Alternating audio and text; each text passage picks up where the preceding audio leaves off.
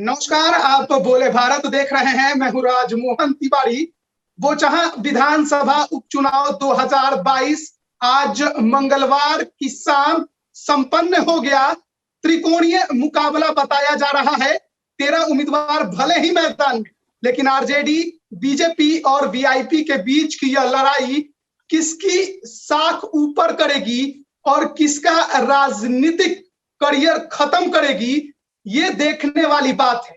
आज के दिन भी हमारे सहयोगी अभिषेक लगातार लगातार फील्ड में घूमते रहे, लोगों से बात करते रहे, किस मुद्दे पर वोटिंग हो रही है, किस समुदाय ने किस आधार पर वोटिंग की, ये तमाम जानकारियां अभिषेक आप लगातार देते रहे। तो अब बारी है एग्जिट पोल की। वोटिंग खत्म हो गई है। 5 बजे तक 58% वोटिंग थी, 6 बजे तक वोटिंग होनी थी। आंकड़ा नहीं आया है, पर अनुमान है कि 60-62% वोटिंग हुई होगी। 2020 के विधानसभा चुनाव में यह आंकड़ा 65% का था। क्या लगा वोटिंग के बाद लोगों से बात करके? हर जाति समूह की बात आप इस बार बताइए। देखिए, बीजेपी के लिए सबसे ये कह सकते हैं बुरा दौर रहा मुकेश सहनी की वजह से। मुकेश सहनी एक अपने आप को यहाँ पर उन्होंने साबित कर दिया और लगभग सहनी समाज का वोट जो है वो 90% समझ लीजिए कि मुकेश सहनी के खाते में चला गया है। तो बीजेपी को यहाँ पर हरास होते हुए सीधा सीधा नजर आ रहा है। इससे कुछ ज्यादा असर जो है वो नहीं पड़ने वाला है, कह सकते हैं आरजेडी के खेमा पर। इसके बाद त्रिकोणीय लड़ाई जो बताई जा रही है उसके पीछे की वजह भी यही है। साथ ही साथ आरजेडी को लेकर के अगर आप बात करेंगे तो आरजेडी को लगभग हर वर्ग का वोट उसे प्राप्त हुआ है। ये भी आरजेडी के लिए एक प्लस पॉइंट है। और बीजेपी को भी चौंकाने वाली बात सामने आई है कि बीजेपी के साथ जो लोग पहले से थे, जिस पर बीजेपी अपना कैडर होने का दावा करती थी, वो कैडर में भी बिखराव नजर आया है और इससे बीजेपी को कहीं ना कहीं हरास हुआ है। आज जब हमारी मुलाकात बीजेपी प्रत्याशी से हुई, वो भी काफी हताश और निराश देखी, क्योंकि उम्मीदों के अनुसार परिणाम नहीं आते हुए नजर आ रहा है। लेकिन सबसे खास बात यह है राजमोहन जी कि अभी बीते रात यानी 11 तारीख की रात को रात में सबसे बड़ा खेला हुआ है।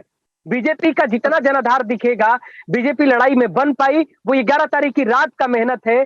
जो आपको ये दिख रहा है कि जो चर्चा चल रही है उसके अनुसार कि बीजेपी लड़ाई में है।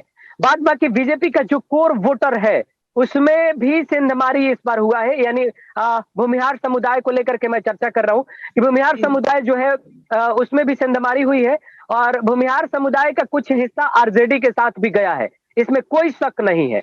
इसके साथ साथ मुस्लिम समुदाय को लेकर के, मुस्लिम समुदाय जो जिसका लगातार उम्मीद यह रहता है कि अब नीतीश कुमार के पल्ले में आ गया है, जदयू के पल्ले में आ गया है, तो ऐसा होने वाला नहीं है। अभी एक पब्लिक ओपिनियन हाल ही में शाम के टाइम में लगभग 5-5:30 बजे मैंने किया है और नरौली पंचायत से मैंने ये पब्लिक ओपिनियन किया, खासतौर पर नरौली चौक चौराहों पर। वहां पर जितने भी मुस्लिम समुदाय के लोग थे सबने एक स्वर में आरजेडी का नाम लिया है। मुझे भी ये आंकड़ा थोड़ा हैरान किया, क्योंकि नरौली में ही नीतीश कुमार आ करके गए हैं, तो जिसके लिए नीतीश कुमार को उतारा गया था वो धरातल पर समीकरण बनते हुए नहीं दिख रहा है राजमोहन। ये अभिषेक एक बार फिर से हम जातीय समीकरण बता दे, क्योंकि बिहार की राजनीति है तो जाति से जुड़ी हुई हमेशा होती है और बोचहां में जिस प्रकार हमें देखने को मिला, जातीय समीकरण विकास पर हावी रहा है।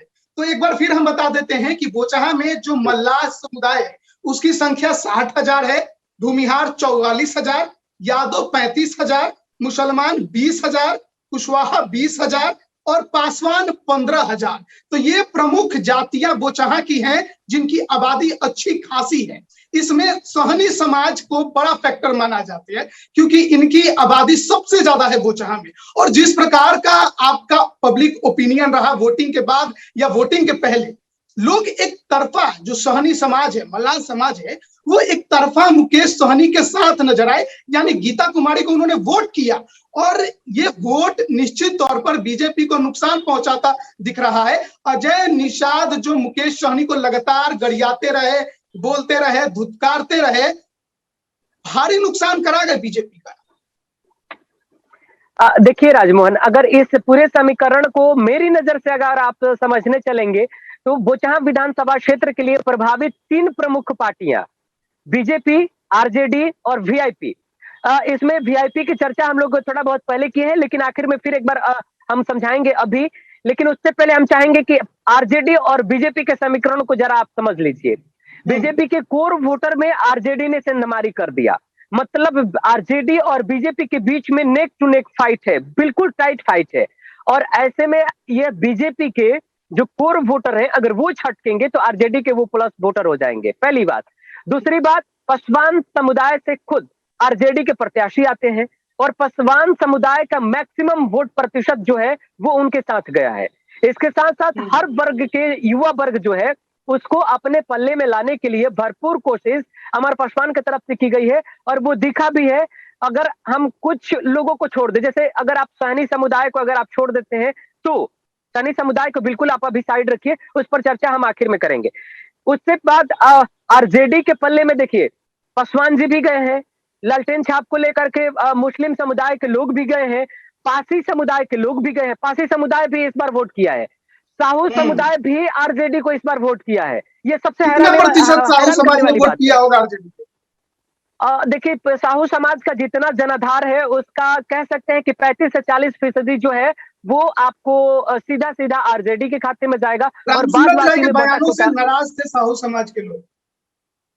बिल्कुल, एक कह सकते हैं कि वोट की तरफ से एक चोट, वोट के माध्यम से एक चोट देने की कोशिश की गई है कि आपको जिता दिया गया है, आपको कुर्सी दे दिया गया तो आप कुछ भी नहीं बोल सकते हैं। तो इस तरीके का भी है। और देखिए बीजेपी से नाराजगी भी है, महंगाई की वजह है, महंगाई की वजह से व्यवसायी जो है उनका कहना है कि गालियां हम खाते हैं, महंगा कोई और करता है, क्योंकि हमारे सब पड़ोसी हैं, लड़ते हम ही से हैं। तो एक मामला वो भी था और इस मामले को धरातल पर लाने वाली पार्टी आरजेडी। आरजेडी वैश्य समाज के अपने प्रदेश प्रभारी को उतार दिया था, प्रदेश अध्यक्ष को उतार दिया था, वैश्य समाज से आने वाले तमाम वैसे विधायक नेता को बोचहा में उतार दिया था। आरजेडी का मैं समीकरण बता रहा हूं। वहीं जैसे ही वैश्य समाज से कह सकते हैं व्यवसायिक प्रकोष्ठ से बीजेपी की तरफ से उतारा गया, उसमें प्रमुख तौर पर संजय जायसवाल आते हैं। संजय जायसवाल आरजेडी का विरोध करते हैं, नीतीश कुमार का विरोध करते हैं, मुकेश सहनी का विरोध करते हैं। जब आप सबको विरोधी कर रहे हैं तो फिर आप राम कैसे बन जाएंगे? जनता साथ में रहना चाहिए। जनता ने देख लिया कि ना आप हमारी जाति बिरादरी का सम्मान कर पा रहे हैं और ना ही कुछ। सबको ये दिख रहा है कि एक ऐठन में, ऐठन कह लीजिए, रस्सी भले ही जल गई लेकिन ऐठन नहीं गया, तो एक ऐठन में कह सकते हैं कि बीजेपी है और अभी तो इसकी रस्सी जली नहीं है। तो लोगों का था कि हम यहीं से इसकी आगाज करेंगे, हम इससे, इसके जुबानी जंग से हम खफा है, इसके तेवर से हम खफा है बीजेपी का।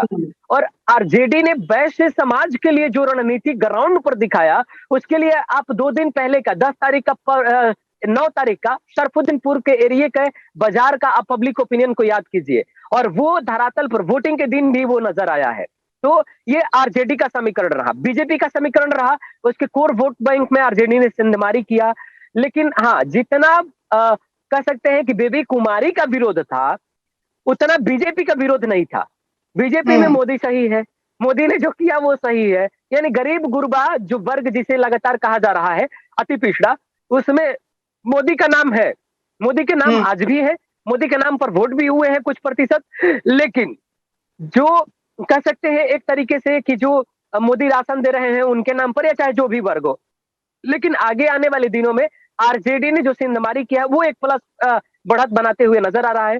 बीजेपी के लिए सबसे बड़ी नुकसान यही रह गया कि जो प्रत्याशी उन्होंने दिया वो लोगों को पसंद नहीं आया, खुद बीजेपी समर्थकों को पसंद नहीं आया। सबसे बड़ा नुकसान, सबसे बड़ा नुकसान यह राजमोहन, बिल्कुल सबसे बड़ा नुकसान है कि जो प्रत्याशी दिया गया उसका जमकर विरोध भी देखने को मिला, खास तौर पर वैसे समुदाय में जिसकी बात हमेशा प्रधानमंत्री मोदी चर्चा में या फिर संबोधन में अपने करते रहे हैं कि हमने गरीबों तक भी गैस सिलेंडर पहुंचवा दिया, ये कर दिया, वो कर दिया। ये तमाम चीजें, तमाम उपलब्धियां बेबी कुमारी के नाम के पीछे पीछे चल रही थी, नाम के आगे नहीं हो पाई। हम आपसे जानना चाहेंगे, यादव बहुल जो भी लोग क्षेत्र हो है बोचहा में, वहां पर नित्यानंद राय केंद्रीय मंत्री को उतारा गया था ताकि जो यादव वोट बैंक है आरजेडी का उसमें सेंधमारी की जा सके।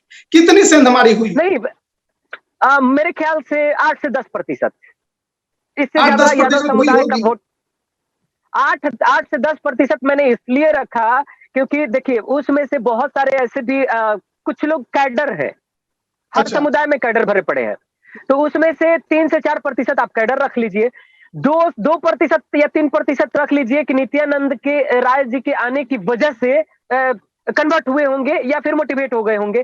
क्योंकि मान लीजिए कि अगर हम पकड़ कर आपको लेकर के आपके गांव में चले जाते हैं, वोट ना भी रहेगा तो 4-5 को आप वोट बना दीजिएगा, वो हम्म, चेहरा आपका है, नित्यानंद राय की वजह से नहीं। और सबसे अहम बात यह है कि जिसके मान लीजिए अगर राजमोहन जी को हम पकड़ते हैं, वोटिंग करने के लिए आग्रह कर लेते हैं, मना लेते हैं, तो इनके पीछे इनके घर के 4 जो वोट है वो भी आ जाएगा। इस अनुपात में हम 7 से 10 तक लेकर के गए, नहीं तो 5 से 7% में यादव बहुल्य सिमट जाएगा। यादव का कुछ खास जनाधार नहीं है, लेकिन फिर भी यादव का जितना जनाधार है वो सबसे यादव ज्यादा का जनाधार 35,000 है, वो चाहे वही वो तमाम जो जनाधार है वो सीधे सीधे आरजेडी के खाते में गया है।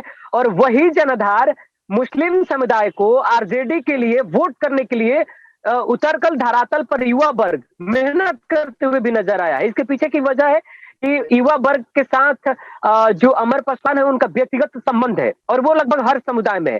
इसलिए यादव समुदाय उतरकर रोड पर कह सकते हैं कि जो इनको युवा वर्ग है, पासवान समुदाय के जो युवा वर्ग है, पासवान समुदाय का रणनीति यह था कि जो रविदास समुदाय है, रमई राम जी, उसमें से नमारी की जाए और उन तक पहुंचा जाए, उनके वोट बैंक को आरजेडी में तब्दील किया जाए। और ऐसा हुआ भी है धरातल पर। एक और आंकड़ा मैं जानना चाहूंगा। खासकर ये कहा जाता है कि एनडीए और खासकर बीजेपी के वोटर साइलेंट होते हैं। कल भी हमारी बात आपसे हुई थी तो आपने कहा कि बहुत ऐसे वोटर होंगे, साइलेंट वोटर, जो वोट करने नहीं जाएंगे। लेकिन देखा जाए तो कुल मिलाकर पिछले विधानसभा इतनी ही इस बार भी पोलिंग होते नजर आ रही है, यानी पहुंचे हैं वोट करने।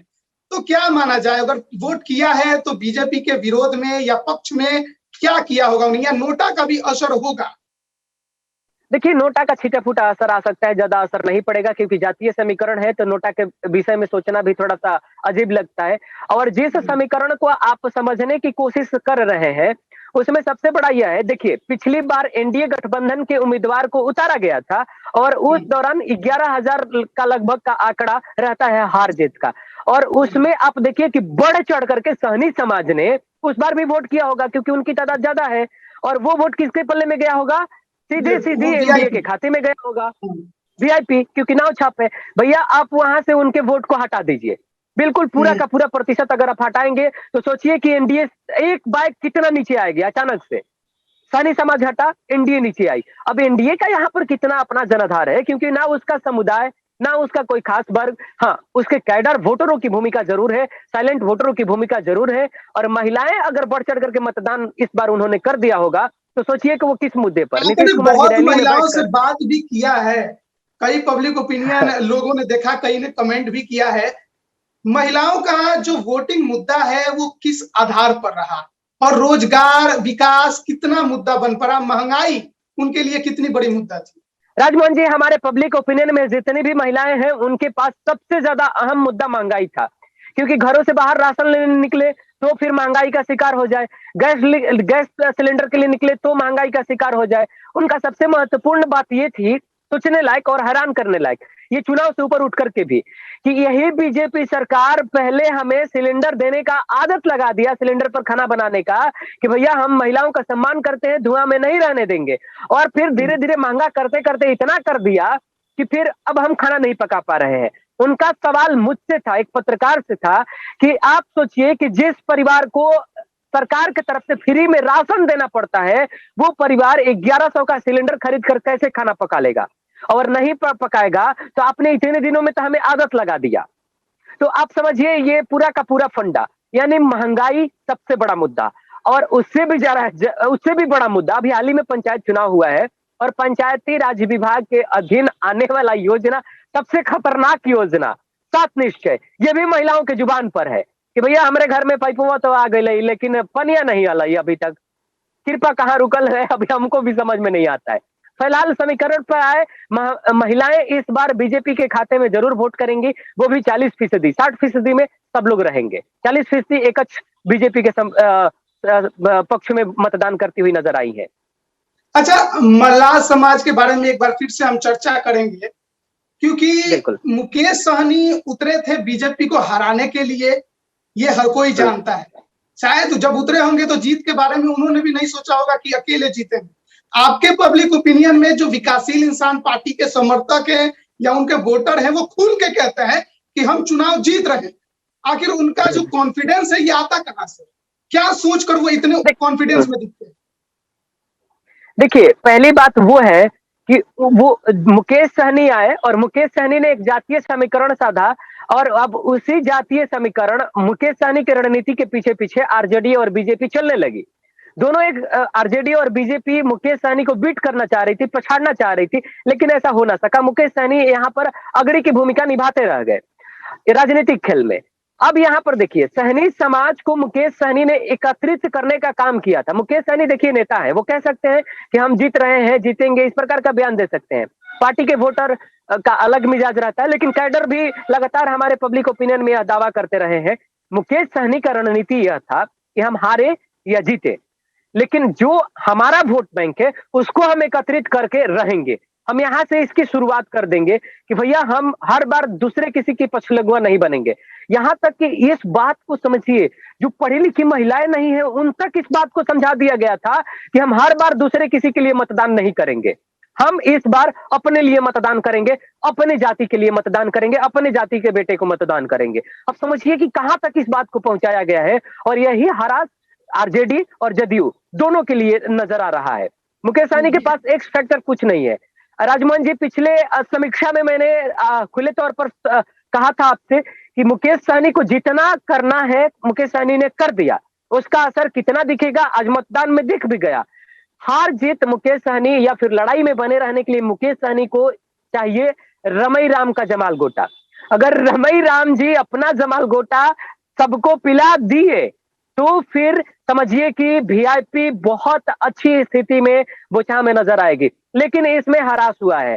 जिस क्षेत्र में मुझे डर था कि यहाँ पर रमई राम जी का प्रभाव होते हुए भी वो प्रचार प्रसार नहीं कर पाएंगे और वो वोट बैंक आरजेडी को चला जाएगा, और ऐसा ही हुआ है। वो क्षेत्र नरौली का आता है, नरौली पंचायत है, या फिर बिशनपुर जगदीशपुर का पंचायत आता है, जिधर आर्थर बिग बॉस फेम दीपक ठाकुर का जिधर का गांव आता है।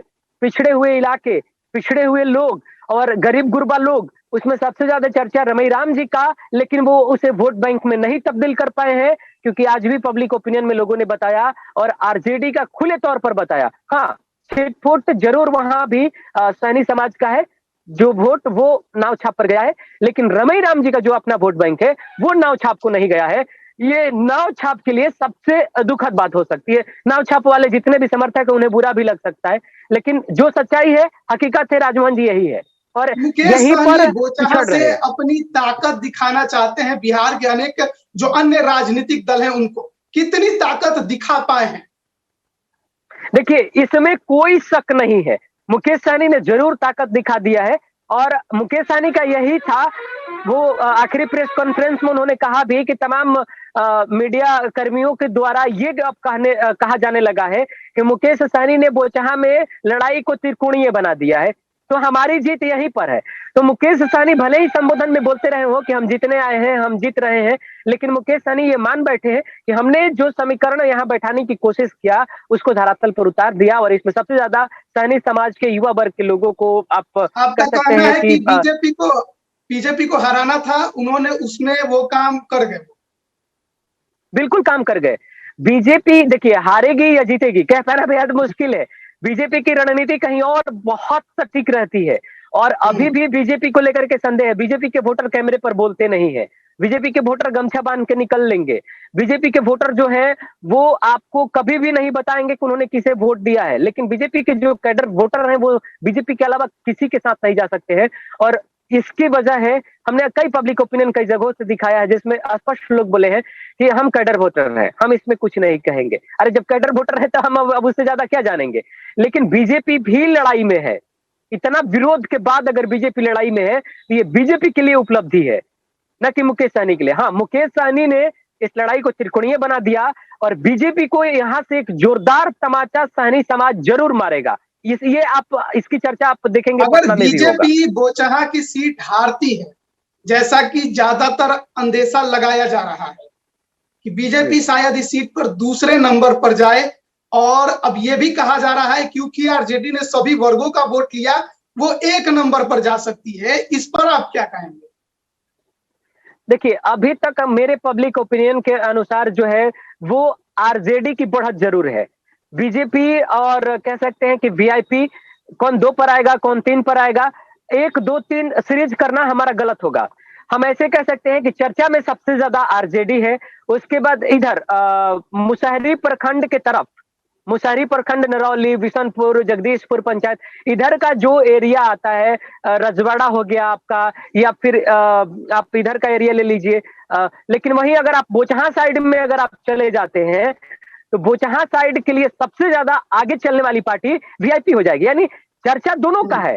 क्षेत्र देखेंगे ना, तो आप इसका जो क्षेत्रफल है वो तिराकोनी है, लंबा है, चरखों नहीं है। एक सिरे पर वीआईपी बढ़त बनाई हुई है, दूसरे सिरे पर आपको आरजेडी बढ़त बनाई हुई है। और वीआईपी के समर्थकों का कहना है कि हमें भी पता है कि हम मुसहरी में बढ़त नहीं बनाएंगे, लेकिन मुसहरी में अगर हम लड़ाई में भी रहते हैं तो बोचहा साइड आते आते हम इतना बढ़त बना लेंगे कि हमें फिर कोई पछाड़ नहीं पाएगा। और वो बढ़त का आंकड़ा 25,000 से 30,000 बता रहे हैं, जिस पर मुझे भरोसा नहीं है। लेकिन अब सोचिए, अगर मुसहरी साइड में, मुसहरी प्रखंड के तरफ, अगर नरौली, मुसहरी प्रखंड, बिशनपुर, जगदीशपुर क्षेत्रों में अगर लड़ाई में वीआईपी बनी रही, तो बोचहा जाकर के वीआईपी लीड कर जाएगी, इसमें नो डाउट। मैं तो आपका एक पब्लिक ओपिनियन देख रहा था जिसमें मझौली में भी लोग थे जो नाव छाप के तरफ में बोल रहे थे। हाँ बिल्कुल बिल्कुल, वो मझौली का एरिया भी पूरा समझ लीजिए कि आपको बोचहा, कर्णपुर, उत्तरी से लगा हुआ मझौली का एरिया आता है, तो वो भी उसी जो समुदाय में। सहनी समाज पहले ये बोल रहा था कि मैं साइलेंट हूं, अंत में जाकर डिसाइड करूंगा, उन्होंने मुकेश सहनी को ही अंत में चुना।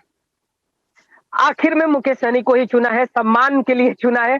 और उनका कहना था कि मुकेश सहनी को वोट करके भाजपा को जगाना है, हमें भाजपा को भगाना वो सब अलग बात है, उन सब शब्दों का हमें नहीं साथ देना चाहिए। लेकिन हाँ, हमें भाजपा को जगाना है, उसके लिए हमें मुकेश सहनी को वोट करना पड़ेगा, ताकि उसे समझ में आए कि भैया हम किसी के बंधुआ मजदूर नहीं है, जहां मन करे हम स्वतंत्र रूप से जा सकते हैं। और यही चीजें साहू समाज, यही चीज पासवान समुदाय और यही चीज भूमिहार समुदाय में भी लागू हुआ। जो भूमिहार समुदाय का कितना वोट आरजेडी को शिफ्ट हुआ होगा? ज्यादा नहीं कह सकते हैं, परसेंटेज का अनुमान लगा पाना थोड़ा मेरे लिए मुश्किल है अभी। भूमिहार समुदाय के लिए पासवान पूरा का पूरा शिफ्ट हुआ है। पासवान समुदाय में छिटफुट में कहीं कहीं नाव छाप है, लेकिन बीजेपी बिल्कुल ना के बराबर है।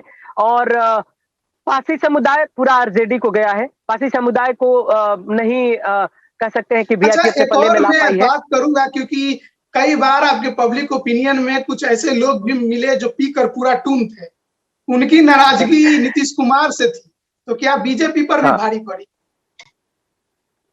देखिए, नीतीश कुमार पर दारूबंदी पूरे एनडीए गठबंधन पर भारी पड़ गया है।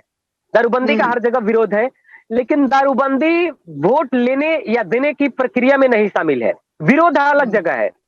कई जगह ऐसा हुआ है कि कैमरे पर लोगों ने विरोध किया, कैमरा बंद हुआ तो मैंने पूछा कि तो क्या इस बार आप लोग बदलाव करेंगे? तो कह रहा है कि दारू की वजह से काहेला बदलाव करने का, रोड पर एक्सीडेंट कम हो रहे हैं, घर में कलह कम हो रहा है, शाम के टाइम में आप बाजार से आराम से आ सकते हैं, पियकड़ों का समूह नहीं मिलता है। वरना हर कोई पता चलता है कि साइकिल कोई और ढुलाते हुए लेके आ रहा है, उसको 2 लोग पकड़ के लेके आ रहे हैं। तो इस तरीके का समस्या है। लेकिन समस्या कहाँ है? सरकार खुद नीरा बेच रही है और पासी समुदाय के लिए ग्रहण लग गया है दारूबंदी। और पासी समुदाय इसी की वजह से मैं कह रहा हूं बार बार कि वो आरजेडी समुदाय को चला गया है, क्योंकि उसे वीआईपी पार्टी मैनेज नहीं कर पाई है पूरी तरीके से। अच्छा, अगर कुल मिलाकर हम बात करें सिंपैथी वोट की, सिंपैथी वोट कितना बड़ा फैक्टर रहा अमर पासवान के लिए? सिंपैथी वोट से ज्यादा मुझे लगता है कि अमर पासवान के लिए युवा होना फायदा दे दिया है। सिंपैथी वोट जरूर है उसके साथ, लेकिन सिंपैथी वोट को आरजेडी भुना नहीं पाई। इसका भुनाने का गाय घाट आरजेडी के गाय घाट के जो विधायक हैं उनके ऊपर निर्भर था। आरजेडी के जो मीनापुर के विधायक हैं उनके ऊपर था कि ये लोग साथ में घूम करके इस तरीके के वोट बैंक को अपने में तब्दील करेंगे, लाएंगे। लेकिन ये लोग ढंग से काम नहीं कर पाए हैं, धरातल पर ये लोग नहीं काम कर पाए हैं। पीछे से जो भी इन्होंने काम किया हो, लेकिन पब्लिक ओपिनियन में कहीं कुछ इसका जिक्र नहीं हो पाया। सिंपैथी वोट का बहुत कम असर है। युवा होने का और यूथ में जुड़े रहने का अमर पासवान का बहुत बड़ा एक कह सकते हैं कि फैक्टर जाएगा उनके साथ। जो भी थोड़ा प्रबुद्ध युवा वर्ग है वो अमर पासवान के साथ चला गया है, चाहे वो मुस्लिम समुदाय से हो, यादव समुदाय से हो। भूमिहार का भी कुछ हिस्सा चला गया है, पासवान जी लोगों का पूरा हिस्सा गया है, महतो समाज का चला गया है। तो पासी समुदाय तो मैं पहले से कह हो गया है। पासी समुदाय को के नेतृत्व में रहेंगे तो सुरक्षित रहेंगे। कुशवाहा वोटर भी बटे हैं।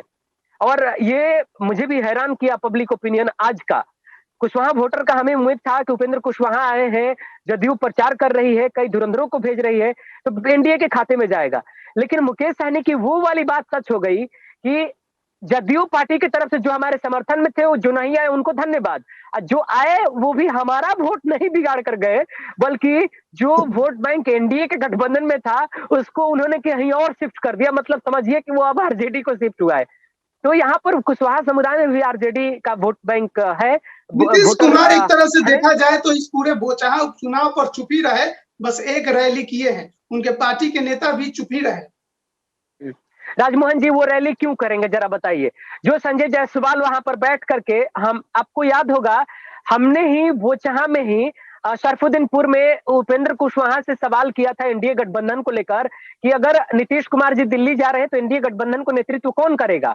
उन्होंने कहा कि जब तक एनडीए अलायंस है, जब तक एनडीए गठबंधन है, नीतीश कुमार के नेतृत्व में ही रहेगा, दूसरे के नेतृत्व में एनडीए गठबंधन नहीं रहेगा। समझिए कि नीतीश का नेतृत्व गया तो एनडीए गठबंधन भी बिखर गया। अब इसी बयान पर पटना में भी बवाल हो गया। संजय जायसवाल प्रेस कॉन्फ्रेंस करते हैं, अब मीडिया में आकर के बयान दे जाते हैं कि ये गारंटी देने वाला उपेंद्र कुशवाहा कौन होते हैं। फिर उपेंद्र कुशवाहा का बयान आता है। एनडीए गठबंधन बोचहा चुनाव से ऊपर उठकर पटना की राजनीति करने लगी, और ऐसे में जदयू की तरफ से कोई कोशिश नहीं किया गया है बोचहा चुनाव जीतने के लिए। आप ऐसे समझिए कि साख की लड़ाई बीजेपी के लिए अजय निषाद जी के लिए बना, साख की लड़ाई निषाद समुदाय और मुकेश सहनी जी के लिए बना, बाद बाकी लड़ाई जो है आरजेडी तो ऐसे ही बीच में रह के मजा मार रही है। इसका वोट बैंक बिगड़ा, आरजेडी की नजर भी इस पर था। कौन किससे नाराज हो रहा है, जो नाराज हो रहा है उसको अपने पल्ले में ला लो, हमारा तो जो वोट बैंक है वो हमारे साथ है ही। और आरजेडी ने बाखूबी इसे किया है। मुझे संदेह था कि अमर पासवान नया युवा चेहरा है, नया है, राजनीति नहीं आती होगी, कम सीखते होंगे और धरातल पर नहीं इतना मैनेज कर पाएंगे, लेकिन तारीफ करना पड़ेगा उनका भी और आरजेडी का भी। उन्होंने बड़े अच्छे ढंगों से इन चीजों को मैनेज किया है, चीजों को भली भांति समझा भी तीनों है। पार्टियों की बढ़त की बात करें, फाइनल एक, ऊपर कौन नीचे कौन? देखिए राजमोहन जी, तमाम जो जितने भी हमारे चैनल के दर्शक हैं उन सभी का मैं शुक्रिया करता हूं, क्योंकि धरातल पर जो हमने मेहनत किया है वो जनता के बीच में दिखा है, जनता ने देखा है, सराहा है हमारे कामों को, और जनता हमारे समीक्षाओं का इंतजार करती है। वो तमाम चैनलों पर समीक्षा आने के एक दिन बाद हमने समीक्षा दिया और जनता ने उसे सराहा भी। ऑफ कैमरा हम लोगों से जब लोग मिलते थे तो काफी सराहा उन्होंने और कहा कि सर हम आपके समीक्षा का इंतजार कर रहे थे, क्योंकि आप बोचहा में धरातल पर सबसे ज्यादा आपने मेहनत किया है, सबसे ज्यादा आप लोगों के बीच गए हैं, आपने बात किया था। तो उसके लिए तमाम दर्शकों का शुक्रिया हमारे तरफ से, हमारे चैनल की तरफ से। देखिए सबसे खास बात क्या है कि जाते जाते दर्शकों के लिए ये बताना बेहद दिलचस्प है कि आखिरकार आगे कौन चलेगा और पीछे कौन चलेगा। दर्शक जानना भी ये चाहते हैं। तो मेरे हिसाब से बोचहा से आरजेडी लीड कर रही है।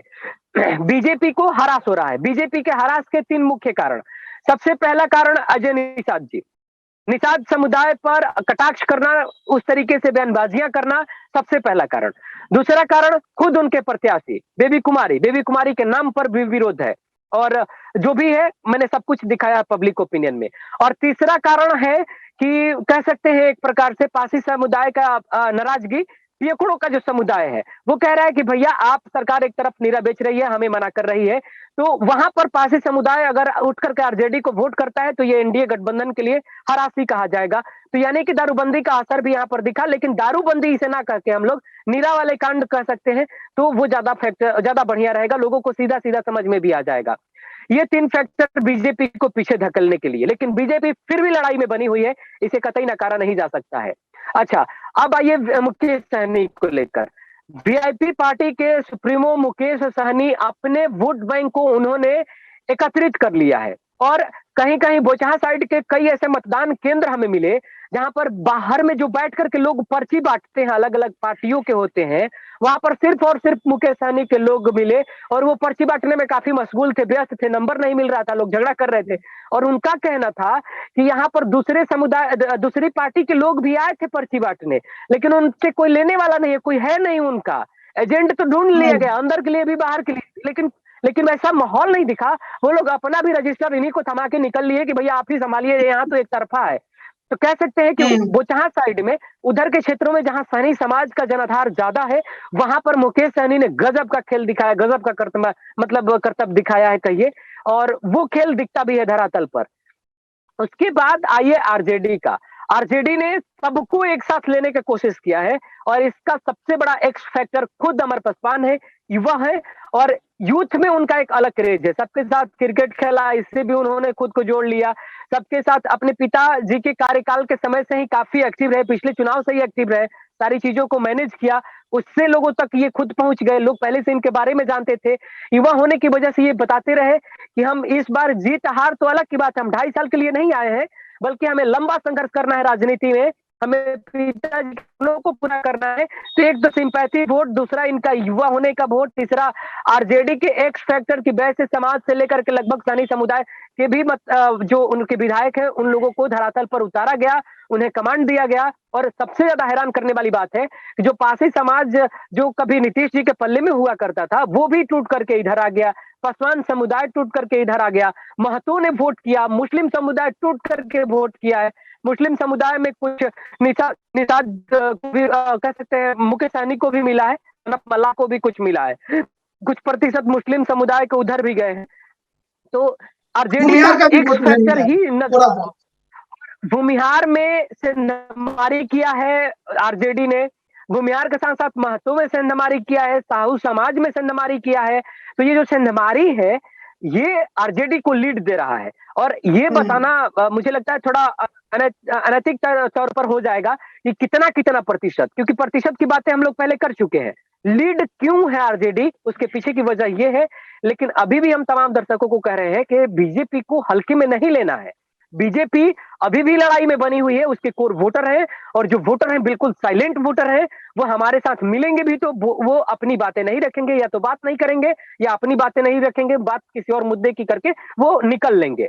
पत्रकारों चलिए बहुत बहुत धन्यवाद अभिषेक आपका। आप अभी भी फील्ड में बने हुए हैं और 16 अप्रैल को जब परिणाम आएंगे उस दौरान तक आप उस क्षेत्र में बने रहेंगे। तमाम दर्शकों का भी बहुत बहुत धन्यवाद जो उन्होंने हमारे कामों को और खासकर आपके कामों को सराहा और अपना पूरा प्यार दिया है। मेहनत भी आपकी दिखी और ये तमाम जो राजनीतिक हलचल बोचहा में दिखी वो परिणाम आने के बाद आपको पटना में भी देखने को मिलेगी। एक तो मुकेश सहनी अपना ताकत दिखाएंगे, दूसरा अगर आरजेडी के पक्ष में ये जाता है सीट तो नीतीश कुमार के ऊपर भी सवाल खड़े करेगी आरजेडी, ये भी देखने वाली बात होगी। बीजेपी के लिए यहाँ पर बेबी कुमारी अगर हारती हैं तो केवल उनका करियर दांव पर नहीं जाएगा बल्कि अजय निषाद का भी करियर दांव पर रहेगा। कुछ कहना चाह रहे थे आप? राजमोहन जी, दरअसल हम लोग तो अपना समीक्षा दे ही रहे हैं, लेकिन सबसे दर्शकों के लिए मैं एक खुशी की बात बता दूं कि जिस एग्जिट पोल का आप चैनलों पर बैठकर इंतजार किया करते थे कि एग्जिट पोल क्या आने वाला है, क्या आने वाला है, और आपको एक वरिष्ठ पत्रकार या फिर पत्रकारों के द्वारा या फिर राजनीतिक विश्लेषकों के द्वारा ये समझाया जाता था, बताया जाता था, उसी समीकरण को लेकर के हमने वोटरों से मिजाज जानने की कोशिश किया है कि भैया आपका एग्जिट पोल क्या कहता है। चैनलों का तो कहेगा ही, लेकिन आपका मिजाज क्या कहता है, आप क्या कहते हैं, अपने आसपास का ही आप बताइए, लेकिन हमें बताइए कि आपके आसपास में क्या हुआ है, आप अपना एग्जिट पोल दे दीजिए। ये दर्शकों के लिए सबसे बेहतर जो है मेरे समझ से रणनीति के साथ हमने बातचीत किया और तमाम लोगों ने बताया भी, तमाम लोगों ने इस बात का अभिनंदन भी किया कि सर पहले हम लोग चैनलों के माध्यम से जानते थे, अब खुद बताने में एक अलग ही उमंग आ रहा है, एक अलग ही मजा है, ऐसा किसी ने नहीं किया है। तो नया इम्प्लीमेंट कह सकते हैं कि मेरे द्वारा किया गया है। तो उन जो खबरें हैं, जो भी खबर जाएंगे उसे भी दर्शक देख करके समझ सकते हैं कि किसने क्या कहा, क्योंकि उसमें ना कोई पत्रकार कह रहा है, ना कोई वरिष्ठ राजनीतिक विश्लेषक कह रहे हैं, तमाम जो वोटर हैं वही कह रहे हैं। तो तमाम जितने भी दर्शक हैं उनसे हम आग्रह करेंगे कि आप उन तमाम वीडियोस को भी देखिए जो आज हमारे द्वारा इस तरीके के सर्वे किया गया है, और खास तौर पर आप क्या सोचते हैं, जितने भी हमारे दर्शक हैं आप क्या सोचते हैं, आप भी अपना समीक्षा, अपनी विचार, अपनी बातें हमारे कमेंट बॉक्स में लिख कर जाइए, बता कर जाइए कि आप क्या सोचते हैं, क्योंकि आप और हम बटे नहीं है, आप और हम आज भी रोड पर कहीं भी मुलाकात हो सकती है हमारी। चलिए अभिषेक, जब आपने ये बात बताई तो हम एक और जानकारी देते कि यूट्यूब पर भी हमने बोचहा सीट को लेकर पोल किया था और वो पोल की अपडेट भी हम कल अपने दर्शकों तक पहुंचाएंगे कि आखिरकार उस पोल में कौन बाजी मार रहा है, और तमाम अपडेट आगे भी बोचहा सीट की हम आपसे लेते रहेंगे। आप अन्य प्रत्याशी जो खड़े थे मैदान में उनसे भी बहुत जल्द बात करेंगे, वो भी हम दर्शकों तक पहुंचाएंगे। और बने रहिएगा बोले भारत के साथ। बोचहा सीट की अब तक की अपडेट हमने आप तक पहुंचाई, सटीक अपडेट, ग्राउंड जीरो से काम कर और आगे भी 16 अप्रैल तक जब तक कि परिणाम आ नहीं जाते हैं तब तक हम लगातार आप तक अपडेट पहुंचाते रहेंगे। आप तमाम दर्शकों का प्यार देने के लिए बहुत बहुत धन्यवाद। अभिषेक, आपका भी बहुत बहुत धन्यवाद।